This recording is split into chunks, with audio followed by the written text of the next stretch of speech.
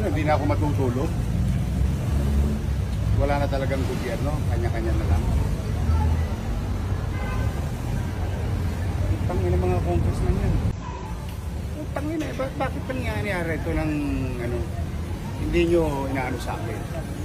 Ano? Lahat to kumpiskay nyo. Walang permiso yan, property to ng city. Penalize nyo lahat yung mga gamit nila dito.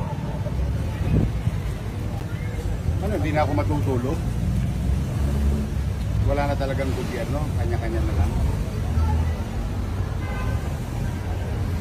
Tangina mga congressman yan.